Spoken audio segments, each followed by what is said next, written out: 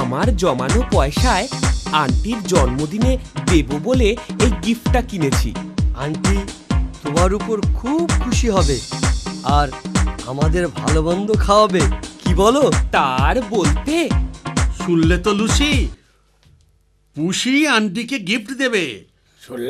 শুনলাম গিফট অবশ্যই দেবে, তবে এই গিফট সে গিফট নয়। মানে শোনো, বাবা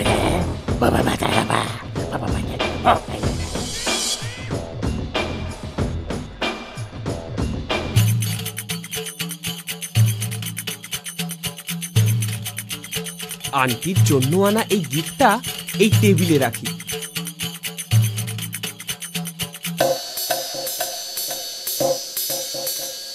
একেই বলে কপাল। পুষির বাক্সটা আমি নিলাম আর আমার বাক্সটা পুষির জন্য রাখলাম। এবার জমবে মজা।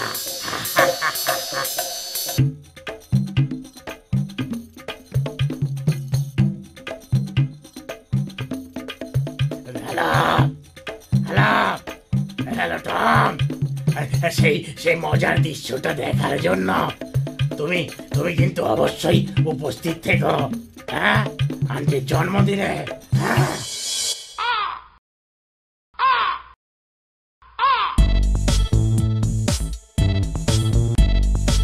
Aunty, happy birthday to you, happy birthday to you, happy birthday to aunty, happy birthday to you. Cake তো কাটলেন, এবার আমার ও টমের তরফ থেকে এই উপহার গ্রহণ করুন। কই দেখি দেখো, ওই ব্যাগটা তো কাল তুমি আর আমি কিনলাম, কিন্তু ওটা লুসিদের কাছে গেল কি করে? আমিও তো তাই ভাবছি, অবাক ব্যাপার তো। গিফটটা খুব সুন্দর হয়েছে লুসি। তাহলে তোমরা মাঝে মাঝে ভালো কাজও করো। কই দেখি পুষি, তুমি কি গিফট আনলে? হ্যাঁ আন্টি, এই নিন। কই দেখি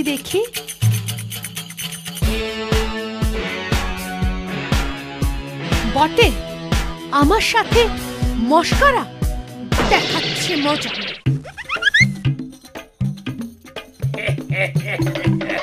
ঠিক আছে টম, একেই বলে অলিম্পিকের দৌড়।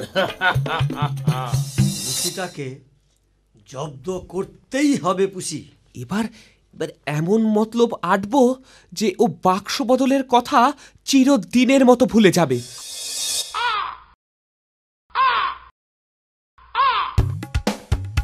বুঝলে টম, পুষিটা কি দৌড়ি না দৌড়ালো সেদিন, যাকে বলে গাধার দৌড়।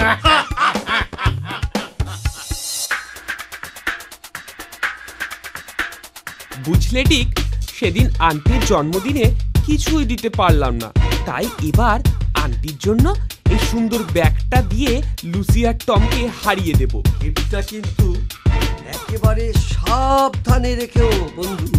এবার ওরা টেরই পাবে না যে গিফটটা আমি খাটের নিচে লুকিয়ে রাখবো। ওরা বলে কিনা আমার চোখে দিয়ে গিফটটা খাটের নিচে রাখবে। ওরা জানবেও না, এ ব্যাগটাও হাফিস করে দেব।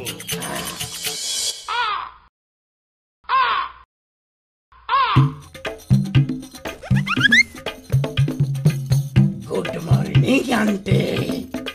আমি একদম ভাবলাম যে সেদিন গিফটটা নিয়ে পুষিরা তো আপনাকে ঠকিয়েছে, তাই আমরা আপনার জন্য একটা সুন্দর গিফট আনলাম। তাই নাকি? খুব ভালো কথা। দাঁড়াও, বাক্সটা খোলার আগে পুষি আর ডিককে ডেকে দেখাই যে তোমরা কত ভালো হয়ে গেছো।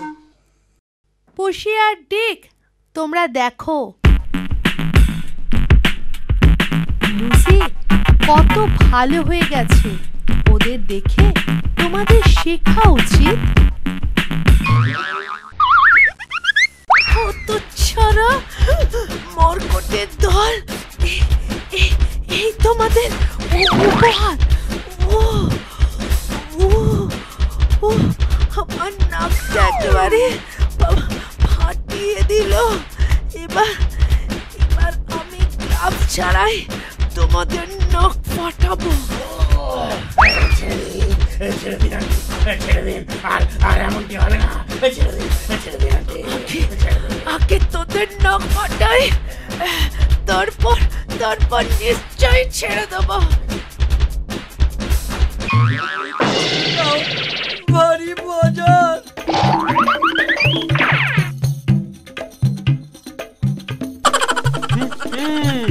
একেই বলে বাক্স রহস্য।